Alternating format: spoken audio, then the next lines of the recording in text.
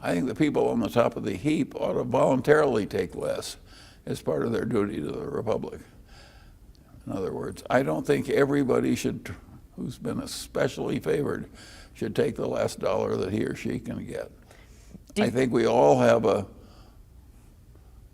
obligation to dampen these fires of envy. When you rise to a certain point in life, I think you should voluntarily and eagerly take less than you're worth. Executive compensation. This is front and center, of course, in the discussion over Coca-Cola that was just had in the meeting. How does one determine what is excessive? Well, of course, that's a hard question, but my views on this are different from most people. You start paying directors of corporations $200,000 or $300,000 a year, it creates a daisy chain of reciprocity where they keep raising the CEO and he keeps recommending more pay for the directors.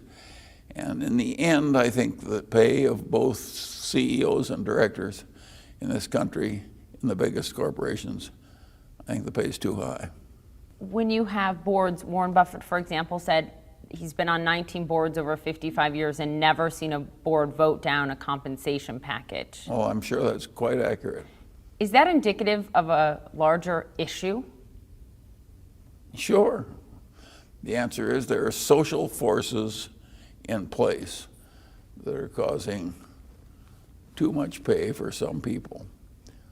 And when you try and fix it by paying the directors more, it's like trying to fix a fire by pouring gasoline on it. Berkshire doesn't pay its directors. Is that for that very reason? Is that the answer? We don't pay them very much. Well, there again, you see, I think the people on the top should voluntarily take less. And I think if I were running the world, directors wouldn't be paid at all. I would treat the directors like the trustees of Stanford or something, who not only don't get paid, but they're expected to give. Then how do you incentivize the people at the top to climb to the top? Well, I think being a director is different from being an executive. But I think you'd get plenty of wonderful directors at American companies if you didn't pay them at all. You're saying also the CEOs shouldn't make as much, right? Yes. So how do you incentivize them to want to work to get there? Do you really think that a man who craves power and significance and likes decision making and is running a big company and has one of the important public ranks in America and he makes $5 million a year, do you really think he'd work a lot more effectively if you raised him to $7 million? I think the whole thing is insane.